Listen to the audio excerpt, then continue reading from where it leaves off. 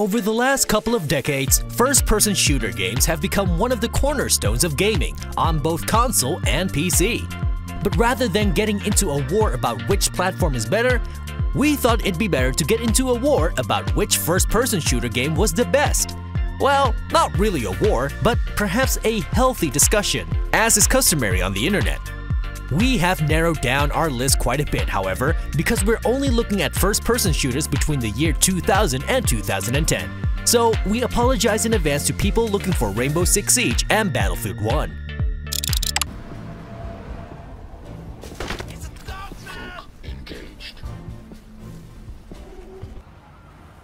We thought we'd start with an instant classic, Crysis.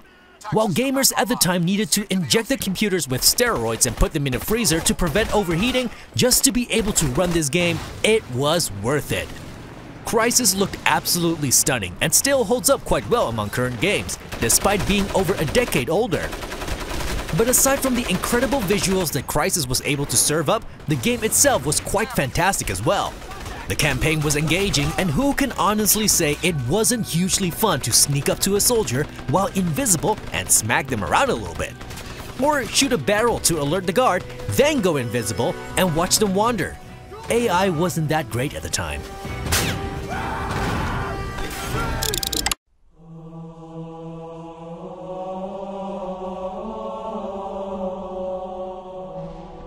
Now, some of you may argue that Halo 2 was the better Halo game, but after careful consideration, deliberation, and internal debate, we've come to the conclusion that Halo 3 edges out Halo 2, but not by much. Halo 3 was truly the pinnacle of the Halo franchise, having both an intensely fun campaign alongside arguably one of the best multiplayer experiences available at the time. The addition of Forge mode was ultimately the clincher.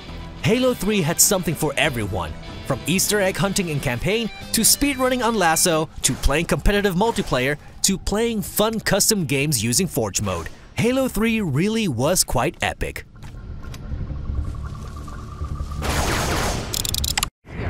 Maybe we still have...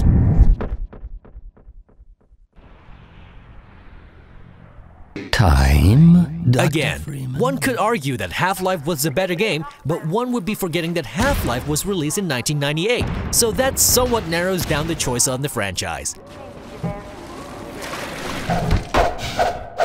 Get in here, hurry! Half-Life 2 was Valve at their brilliant best, something they appear to just save for their second games, rather than third ones. But who's counting? They're looking for.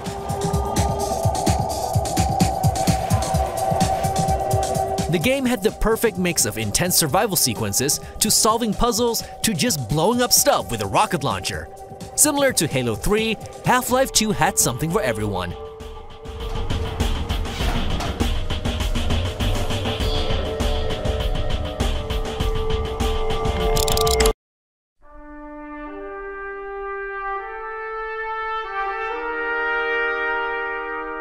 Two words: the music. Yes, the music in this game is likely what's most memorable, and that's not even a slight on the gameplay either.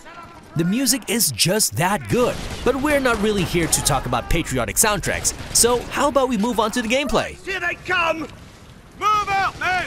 We've got to defend this place! Seeing as Medal of Honor was created by DICE, it's no surprise that the gunplay and movement were incredibly fluid. Bodies, move out! Move, move, move!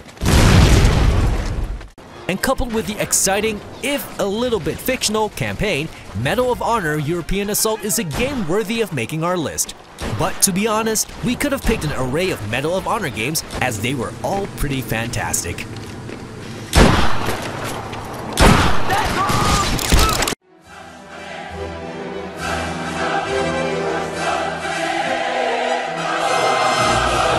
Before we even begin, we mean the original one. Not the microtransaction-riddled mess that was put out in 2017.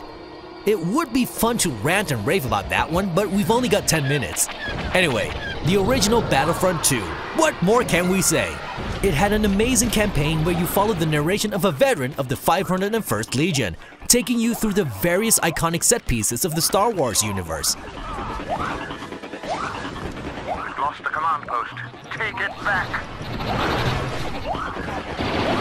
Giving your squadron commands on the battlefield added a dimension to the genre that was only just emerging, and it successfully made players feel like a clone commander, which was pretty cool.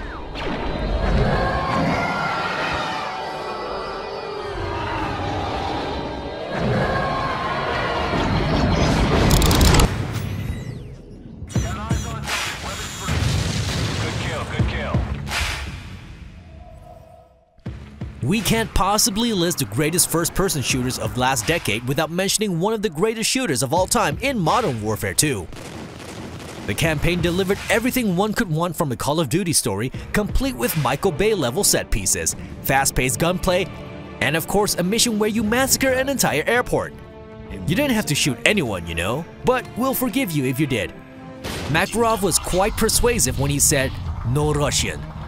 As for the multiplayer, there was no rival at the time, except perhaps Halo 3, but even then, Modern Warfare 2 reigned supreme. The weapons were balanced, if you don't include the Noob Tubes Model 1887's, the Spas 12, the UMP ACR, or the Chopper Gunner at least. We kid, it really was an amazing game. Hey there, can you lower the bridge? If I could, I would. Can't. Get to the other side and we can lower Is the it road together. even There's not much to say about Left 4 Dead 2. Okay, that's not true. There's plenty to say.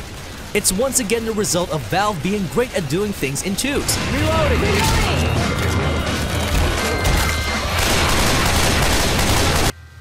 And in this particular case, it's Valve's ability to make a great zombie survival game. Hails.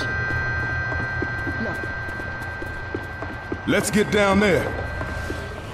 It was incredibly intense as the missions went on, and the hordes of zombies grew in number and aggression.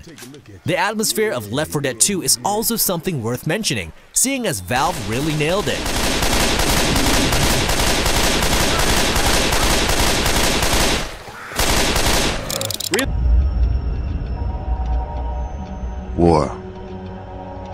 War never changes.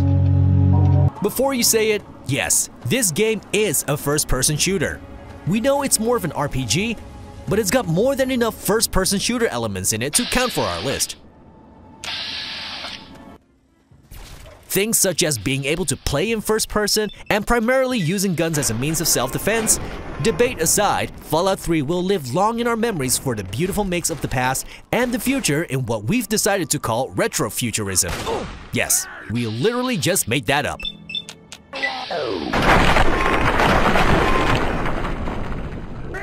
Trekking through the vast post-apocalyptic wasteland while listening to the ink spots was such a satisfying pastime. Right up until a deathclaw randomly mauled you to death.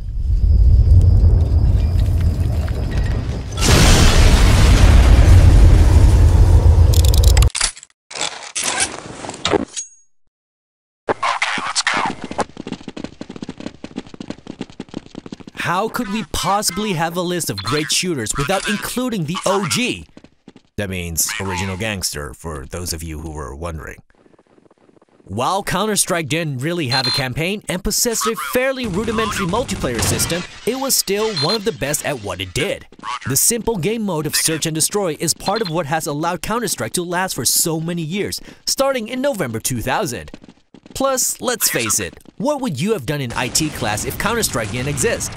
Excel sheets? Exactly.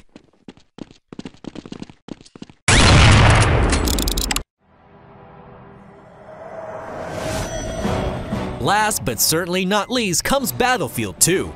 Once again, a game with no campaign mode, it certainly made up for it by having an epic and entertaining multiplayer side. With game modes like Conquest, players rarely experience a dull moment throughout their time on the battlefield. 2. Sorry, we had to make the joke. But really, what other game allowed you to fly a jet, pilot a boat, drive a tank, and fire a mounted minigun all in one life? Exactly. Only Battlefield 2 could serve up that mix of awesome. And there you have it, the 10 best FPS games from the 2000s. Quite the plethora of choice, really. But what do you think? Did we miss any of your favorite games from that decade?